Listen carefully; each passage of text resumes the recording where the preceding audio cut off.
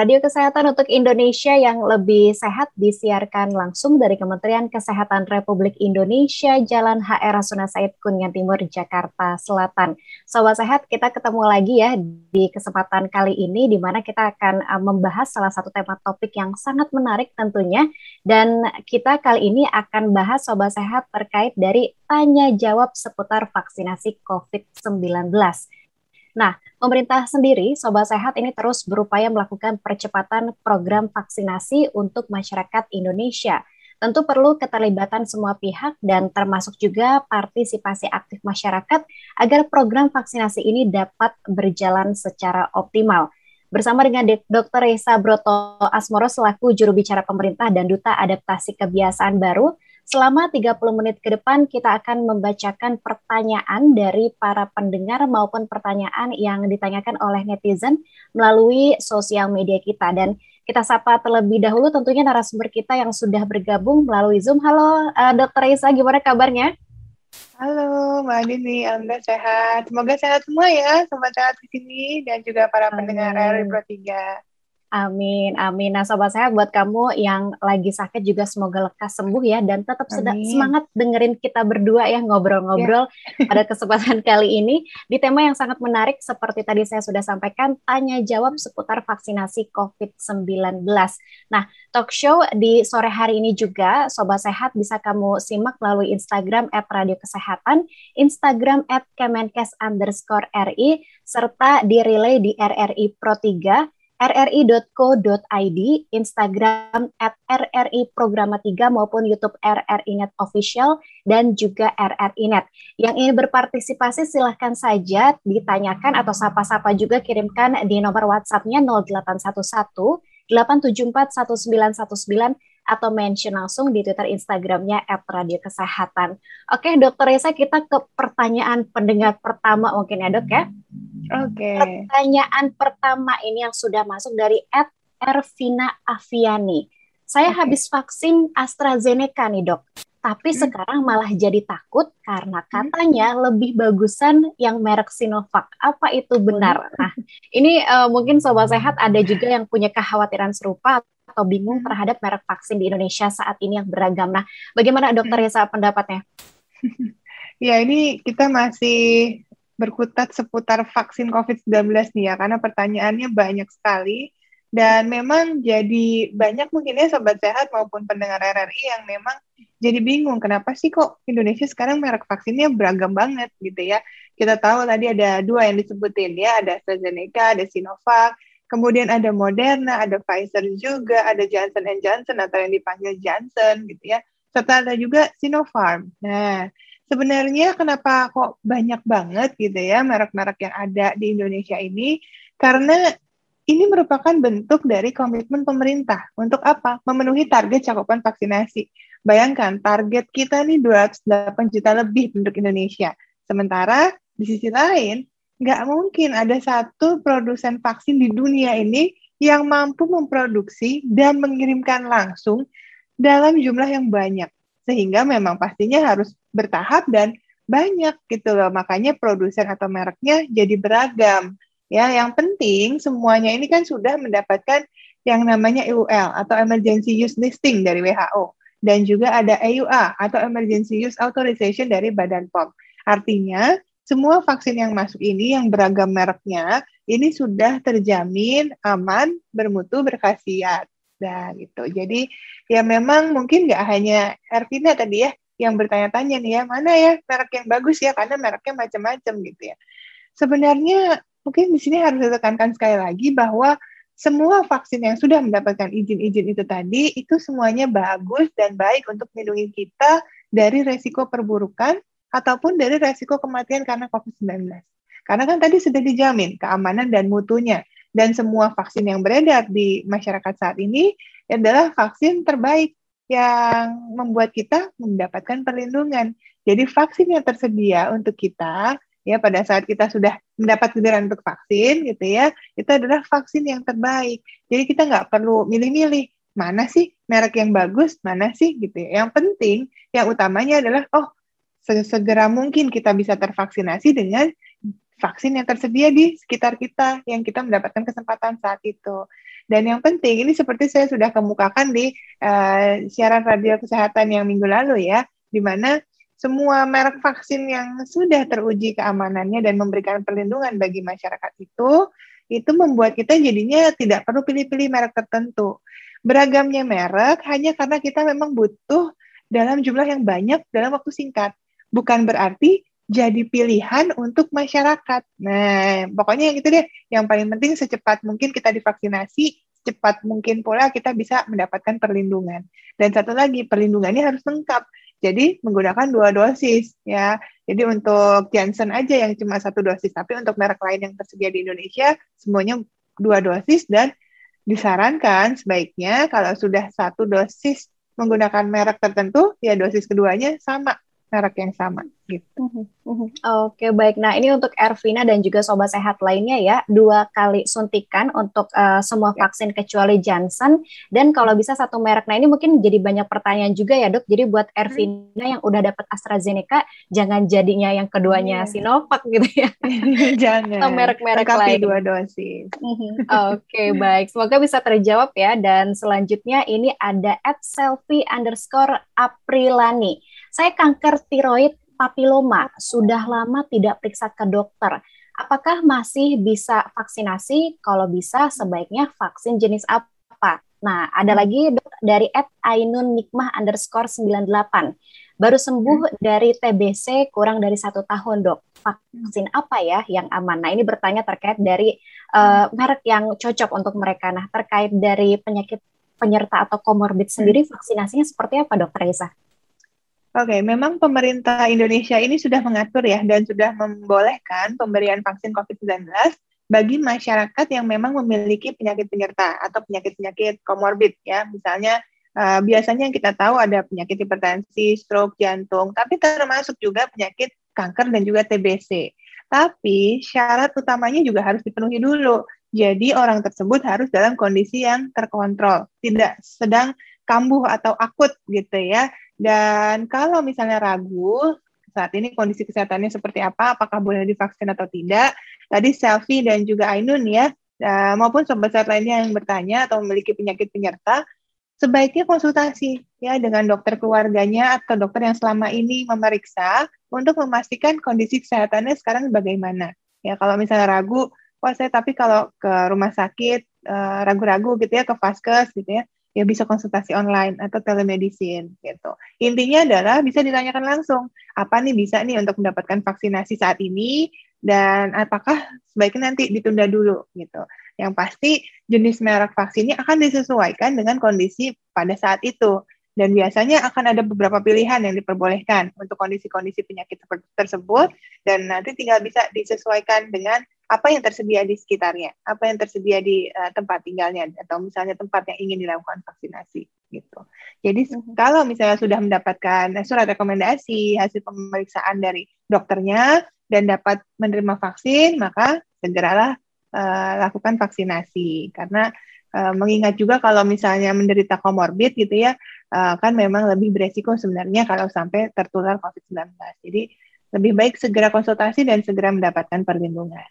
Nah, untuk sobat sehat juga mungkin ya yang tetap mendapatkan vaksinasi COVID-19 agar kita bisa terjaga dan juga bisa melindungi orang-orang yang ada di sekeliling kita. Nah, oke, kita ke pertanyaan berikutnya, Dr. Reisa. Ada Wati Keren 78. Wah, keren banget ya berarti. Kita baca pertanyaannya. Vaksin COVID buat umur 5 tahun masih belum ada ya, Dok? Nah, ini senada dengan pertanyaan @Metri Falupi yang memberikan komentar, vaksin untuk anak di bawah 12 tahun dong, kapan ya, Dok? Nah, ini seperti apa, Dr. Reza? Oke, memang vaksin COVID-19 yang diperbolehkan di Indonesia ya, saat ini memang baru untuk anak-anak usia 12 tahun ke atas ya. Baru-baru ini memang ada salah satu produsen, contohnya Pfizer gitu ya, yang sudah mengeluarkan berita pers bahwa vaksin Pfizer ini memang terbukti aman dan dapat memunculkan antibodi untuk anak usia 5 sampai 11 tahun. Namun, penelitian ini tentu masih berlanjut dan belum disetujui oleh Badan POM. Kalau di Indonesia kan ada Badan POM ya, kalau di Amerika ada US FDA begitu ya, Badan Sertifikasi di Amerika. Nah, pemerintah Indonesia tentunya juga masih terus mengkaji nih bersama badan otoritas yang berwenang tersebut mengenai keamanan pastinya kan, karena ini terkait anak-anak usia 12 tahun ke bawah. Ya, tentunya kita berharap memang semuanya nanti vaksinnya bisa diberikan kepada anak-anak dan aman semuanya ya. Makanya kita tunggu dan saya yakin nggak sabar nih para orang tuanya juga pasti pengen anak-anaknya segera untuk dapat divaksinasi. Tapi pada dasarnya kita jangan hanya mengandalkan vaksin saja, karena sebenarnya yang paling utama adalah prokesnya, ya kan? Kita harus mengajarkan anak-anak di bawah usia 12 tahun ini bagaimana sih kita hidup berdampingan dengan virus ini di sekitar kita, makanya prokesnya dulu diajarkan dengan baik supaya mereka bisa disiplin dulu, barulah kita nanti kalau sudah tersedia vaksinnya kita vaksinasi. Nah, sementara vaksin COVID belum tersedia, imunisasi rutin yang lengkap, yang dasar juga ya harus dilengkapi dulu. Ya, jangan sampai terlewatkan. Begitu juga asupan gizinya ya. Pastikan pertumbuhannya tetap terus terpantau meskipun di era pandemi begini. Jadi pastikan tumbuh kembangnya selalu terpantau sesuai grafik ya dan tumbuh kembangnya baik gitu ya. Yang penting sih pastikan bisa tetap optimal ya daya tahan tubuh dan juga tumbuh kembangnya. Ya. Pokoknya kalau misalnya anaknya belum bisa divaksin nih Mbak Andini, yang penting orang-orang di sekitarnya yang harus divaksin. Jadi kalau misalnya keluarganya masih ada yang belum divaksin, sebaiknya segera divaksin yang ada di rumah tersebut. Jadi kalau misalnya di rumah ada balita nih ya, 1 orang, maka bapak ibunya, saudara-saudaranya yang di atas usia 12 tahun, pengasuhnya mungkin, kakek neneknya, semua karyawan yang bekerja di rumahnya, semua inilah yang harus divaksin untuk memberikan perlindungan kepada dia. Gitu. Dan yang pasti pokoknya kalau misalnya anaknya takut nih belum divaksin kalau udah sekolah, prokesnya dulu yang diketatkan. Karena orang-orang di sekolah juga pasti harus divaksinasi lengkap dulu, baru boleh dibuka nih ya PTM-nya gitu kan. Dan anak sudah terbiasa dulu dengan prokesnya. Karena yang paling penting kita minimalisirlah kemungkinan masuknya virus ke badan kita. Baru ntar kalau sampai ada yang kelolosan, baru imunitas dari vaksin yang melawan gitu kan. Jadi yang paling penting bentengnya dulu yang harus dibiasakan. Nah, setuju sekali ya. Jadi kalau memang anak di bawah usia 12 tahun masih belum bisa mendapatkan vaksin, orang tuanya, orang-orang di sekelilingnya nih ya bisa saling menjaga dan mendapatkan 2 kali suntikan. Dan mungkin ke depannya anak di bawah 12 tahun bisa mendapatkan vaksin ini. Tapi sabar dulu Sobat Sehat ya. Kita doakan. Semoga segera ada ya. Amin, amin. Nah, dokter kita ke pertanyaan selanjutnya. Ini ada dari WhatsApp, dari Safril di 08126 sekian.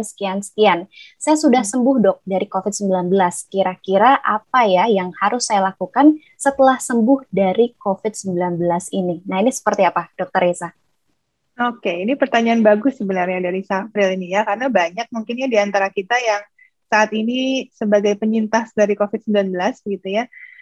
Yang paling penting adalah kita terus pantau dan bangun kembali kesehatan tubuh kita meskipun kita habis sakit dan sudah dinyatakan sembuh dari COVID-19. Dan tetap terus konsultasi ya, kesehatan kita dipantau terus, paling tidak sampai 1-3 bulan ke depan pasca dinyatakan sembuh ke dokternya yang memeriksa ataupun tadi menggunakan telemedicine. Karena kalau muncul satu gejala sekecil apapun itu, ya mulai dari cepet capek, ya mudah lelah, batuk, atau ada diare, gitu ya, atau ada gejala-gejala lain yang timbulnya setelah 1 bulan dari dinyatakan sembuh, ini hati-hati. Bisa aja ini kita mengalami yang namanya long COVID atau gejala justru post COVID. Ya. Jadi kita harus pantau terus kesehatannya sampai benar-benar dinyatakan oleh dokter bisa sudah pulih kembali dan sehat kembali gitu ya. Nah, bagi yang belum divaksin ya mungkin banyak yang tanya, saya belum divaksin tapi udah pernah kena COVID nih, gimana nih? Nah, sebenarnya tetap harus divaksin dan vaksinnya sebaiknya dikasih jarak, yakni 3 bulan pasca dinyatakan sembuh. Ya, kenapa harus 3 bulan? Ya karena kita biar nggak tumpang tindih. Ya kalau misalnya ada gejala KIPI yang kita rasakan atau ada gejala-gejala yang kita rasakan, itu bukan termasuk post-COVID atau long COVID-nya, ya, tapi ya mungkin gejala KIPI. Jadi supaya kita sudah memastikan diri kita sehat dulu, baru 3 bulan, ya, karena 3 bulan kan juga masih ada antibodi alami yang terbentuk ya, karena pasca terinfeksi. Jadi kita cukup tenang, yang penting pokoknya 3 bulan pasca sembuh, segera divaksinasi. Kalau sudah pernah dulu dosis pertama divaksin, misalnya ya, terus sakit nih, terinfeksi. Dosis keduanya gimana? Sama, dilanjutkan 3 bulan pasca dinyatakan sembuh. Jadi harus dilengkapi tetap ya, jangan terus ditinggal dosis keduanya. Ya, yang pasti meskipun sudah divaksin ataupun sudah pernah kena, ya jangan lupa protokol kesehatannya ya, dan PHBS nih, gaya hidup sehatnya, perilaku hidup bersih dan sehatnya tetap harus dijaga, bahkan harus diperketat lagi. Jangan sampai ketularan penyakit lagi, ya kan? Harus tetap sehat. Oke, baik. Semoga bisa Betul. terjawab. Baik. Dan kita ke pertanyaan berikutnya di WhatsApp ada dari Yanto di 087879 sekian sekian sekian. Menanyakan saya WNI sudah vaksin di Hong Kong. Selesai dosis 1 dan dosis kedua.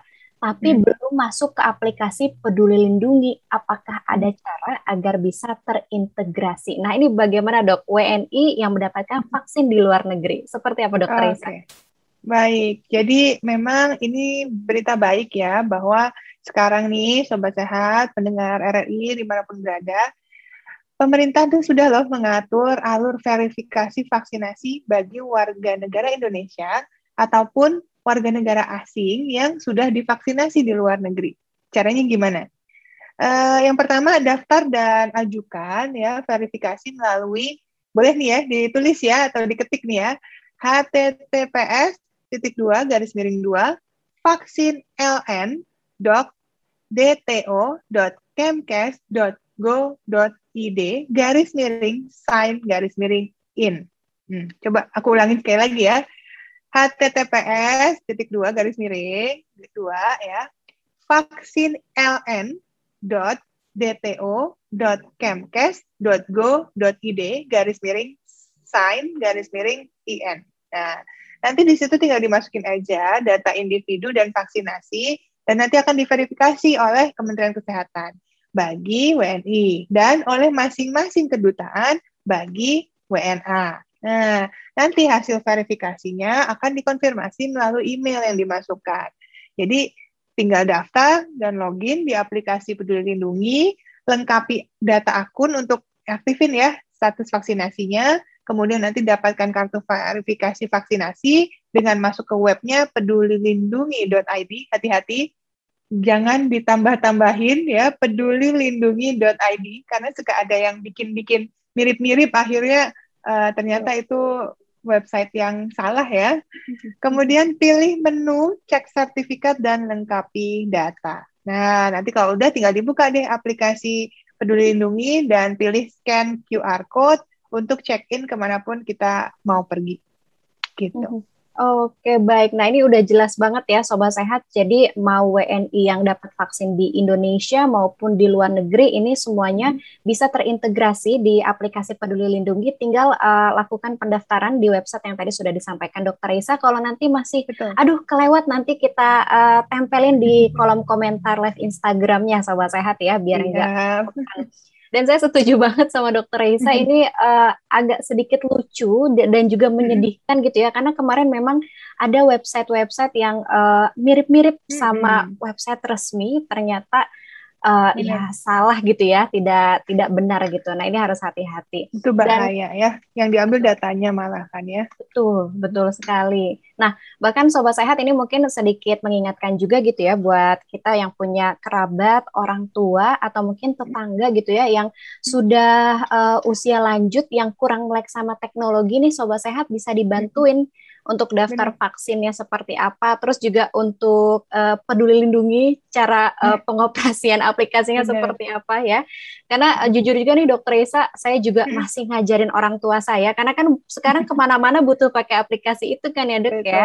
Iya. Jadi, tapi kita harus bangga loh, ada aplikasi itu yang memudahkan kita dan membuat kita jadi lebih aman dan nyaman ya untuk bisa melakukan aktivitas gitu kan, karena terpantau semuanya dan terintegrasi dengan baik. Ya, kita harap sih lebih baik lagi ke depannya aplikasinya ya bisa berjalan tanpa ada gangguan. Benar banget ya Sobat Sehat. Jadi sekali lagi silahkan yang masih belum mendapatkan vaksin, orang tuanya atau mungkin kamunya sendiri segera daftarkan diri. Jangan lupa di-download juga aplikasi Peduli Lindungi dan diajarkan nih buat saudara-saudaranya yang belum Yes, bisa mengoperasikan aplikasi tersebut. Biar kita betul. sama-sama pinter gitu Sobat Sehat ya. Oke, baik. Nah, Dokter Ini Isa adaptasi kebiasaan baru nih, Mbak Dini. betul. Salah satunya adalah lebih melek teknologi ya. Banyak ya dok ya adaptasi yang kita lakukan semenjak pandemi ini. Yes. Oke, dok, ini mungkin Ya. pertanyaan terakhir yang paling banyak ditanyakan sama pendengar kita terkait Hmm? dari obat-obatan ketika menjalani karantina selama COVID-19. Obat-obatan Oke. apa sih yang baik gitu atau seperti apa nih, dokter? Oke. Sebenarnya harus ikut anjuran dari dokternya masing-masing ya, karena yang perlu saya tekankan di sini adalah ketika kita mendapatkan informasi, menerima kabar nih bahwa ternyata hasil pemeriksaan laboratoriumnya positif, terdiagnosis COVID-19, maka kita jangan memutuskan diri untuk melakukan isolasi mandiri tanpa pemantauan dari dokter atau tanpa konsultasi terlebih dahulu. Jadi yang kita lakukan adalah yang pertama, begitu tahu kita periksakan diri kita. Ya, sekarang sudah bisa fase terdekat ya, karena kasus lagi sedikit juga kan, alhamdulillah ya. Jadi nggak perlu antri-antri atau takut-takut gitu kan. Tapi kalau misalnya jauh, ya bisa dikonsultasikan telemedicine juga. Tapi sebaiknya konsultasi langsung untuk melakukan pemeriksaan yang merata. Nah dari situ nanti dokternya nih yang akan menilai obatnya seperti apa saja yang boleh dikonsumsi, apa saja yang diperlukan. Dan jangan ikutin kata-kata, oh iya si A itu sembuh pakai obat ini gitu ya. Saya mau ikutin obat yang ini, ya belum tentu cocok dengan kondisi kita gitu. Jadi kita harus konsultasi dulu, kita ikutin aja anjuran dokternya, obat mana aja yang diperbolehkan, berapa lama konsumsinya, bagaimana cara konsumsinya, itu benar-benar harus diketahui dengan baik ya. Jadi jangan browsing-browsing tanpa sumber yang jelas. Kadang-kadang atau dari WhatsApp grup keluarga dapat hoax gitu kan, oh, obatnya ini gitu ya, tanpa kita tahu tubuh kita sebenarnya butuhnya yang mana ya. Jadi kembali lagi begitu dapat pengobatan dari dokternya harus diikuti. Kalau mau nambah-nambahin obat lain, biasanya nih sama keluarga, ini tambahin obat ini, kamu biar cepat sembuh minum ini gitu ya. Ditanyain dulu juga ke dokternya. Hati-hati ada interaksi obat yang tidak baik gitu ya. Kalau misalnya ternyata salah nih kombinasi obat yang dikonsumsi dengan obat yang diberikan sama keluarga misalnya gitu. Jadi tetap harus tanya dengan dokternya, dan kapan selesainya juga jangan memutuskan sendiri. Apalagi kalau ini kaitannya dengan antibiotik atau antivirus. Nah, ini benar-benar harus ngikutin dosisnya supaya selesai benar-benar penyakitnya dan kita nggak jadi kebal sama antibiotiknya ini gitu ya. Dan pokoknya selesainya kapan, minumnya berapa lama, dan efeknya apa aja yang dirasakan setelah minum obat, konsultasikan ke dokter biar dapat solusinya. Ya, untuk gimana sih yang tepat seperti apa. Kalau misalnya mual minum obat ini gimana, solusinya apa, dikasih obat yang lain lagi kah, atau bagaimana? Gitu ya. Itu sih paling, Mbak. Oke, baik. Jangankan obat COVID-19 ya dok, skincare aja setiap orang itu cocok-cocokan gitu ya. Benar. Yang bagus bikin dokter Resa cantik, belum tentu di saya Belum tentu ya. cocok gitu. Iya. Oke, baik. Benar. Dokter sebagai penutup nih dok, seperti biasa ya, mungkin bisa disampaikan nih pesan sehatnya kepada kita semua, yang mungkin juga mau disampaikan kepada sobat sehat terkait yang kita bahas ya, tanya jawab seputar vaksinasi COVID-19 yang memang pertanyaannya kadang berulang dan lucu-lucu, unik-unik gitu. Nah ini seperti Iya, apa dokter? benar. Pesan sehatnya silakan. Terima kasih. Ya, Sobat Sehat dan pendengar RRI dimanapun berada, kan berdasarkan hasil penilaian dari John Hopkins University terkait CSSE COVID-19 pada 12 September yang lalu, Indonesia ini kan menjadi salah satu yang terbaik di dunia ya, karena syukur alhamdulillah, puji Tuhan, telah berhasil menurunkan 58% kasus COVID-19 dalam 2 minggu. Nah, tapi meskipun demikian, ingat, kita tetap harus waspada. Meskipun level PPKM di kabupaten kota kita turun, bukan berarti terus kita euforia. Seperti kata Bapak Presiden, jangan euforia. Jangan bukan berarti levelnya turun, kita jadi bebas kumpul-kumpul. Ya. Banyaknya tempat hiburan ataupun tempat wisata yang saat ini dibuka, jangan malah justru bikin kita lengah, terus abai sama protokol kesehatan. Ingat, yang bisa menyelamatkan kita untuk menurunkan kasus yang tinggi sekali di bulan Juli Agustus kemarin menjadi seperti sekarang ini adalah protokol kesehatan yang ketat, mengurangi mobilitas dan menjaga agar semuanya tidak terinfeksi. Maka ini yang membuat kita tetap aman. Jadi jangan justru malah menambahkan kasus lagi. Terutama kalau misalnya kita sudah vaksin. Memang vaksin bikin perlindungan di tubuh kita, tapi bukan berarti kita 100% kebal dari virus COVID-19. Ya, kita bisa aja tetap tertular dan menularkan kalau kita abai terhadap protokol kesehatannya. Jadi tetap waspada, tetap disiplin dimanapun kita berada meskipun sudah divaksinasi, dan bagi yang belum divaksinasi, segeralah mendapatkan perlindungan tambahan terhadap COVID-19 dengan cara lengkapi vaksinnya, 2 dosis dan 1 dosis untuk Janssen. Ya. Jadi tak perlu ragu, nggak usah pilih-pilih, mau merek apapun yang tersedia secepat mungkin sama-sama memberikan perlindungan ke kita. Jadi vaksin yang tersedia adalah vaksin yang terbaik untuk kita. Gitu. Dan buat yang nanya-nanya nggak apa-apa, ini adalah adaptasi kebiasaan baru ya, Sobat Sehat, Mbak Andini. Jadi semua orang mungkin masih banyak pertanyaan karena perubahan itu pasti berjalan terus-menerus. Ya. Tidak ada perubahan yang bisa terjadi instan di masyarakat kita, so nggak apa-apa. Semua butuh waktu, dari yang tadinya belum tahu menjadi tahu, dari yang sudah tahu menjadi terbiasa, dari yang terbiasa akan menjadi budaya. Gitu. Luar biasa, terima kasih banyak Dokter Reisa ya, dan Sobat Sehat. Dan ingat ya, kalau misalnya kalian udah mulai pegel gitu ya untuk kerja di rumah, udah pegel ngurusin anaknya yang sekolah di rumah, udah pegel pengen jalan-jalan keluar, tadi pesan sehat dari Dokter Reisa ya, kita harus disiplin sama protokol kesehatan yang ada. Jangan lupa yang belum vaksin segera dapatkan vaksinasi dan sebarkan berita-berita yang fakta yang baik, Sobat Sehat ya, dan jangan sampai malah membagikan berita-berita yang malah bikin jadi khawatir gitu masyarakat sama vaksinasi ini. Baik, dan sekali lagi Sobat Sehat ya, demikianlah kita simak bersama tanya jawab seputar vaksinasi COVID-19. Terima kasih sekali lagi untuk Dr. Reisa Broto-Asmoro selaku juru bicara pemerintah dan duta adaptasi kebiasaan baru yang sudah menjawab pertanyaan dari pendengar maupun netizen. Sehat selalu dokter ya, dan semoga kita siap. Semoga kita bisa berbincang lagi di kesempatan berikutnya, dokter. Amin, amin. Amin. Oke, dan untuk informasi kesehatan, Sobat Sehat, kita bisa akses di kemkes.go.id maupun di sosial media Twitter @kemenkesri dan juga di Halo Kemkes 1505667 serta tentunya di radiokesehatan.kemkes.go.id. Terima kasih untuk Sobat Sehat yang telah bergabung baik melalui Radio Kesehatan maupun melalui media sosial kami di Instagram @kemenkes_ri dan juga @Radio Kesehatan. Terima kasih juga pendengar yang sudah mendengarkan melalui RRI Pro 3, rri.co.id, Instagram @RRI Programa 3 maupun YouTube RRI Net Official dan RRI Net. Terus terapkan protokol kesehatan walaupun kita sudah divaksinasi. Saatnya saya Andini pamit undur diri. Selamat beraktivitas dan salam sehat.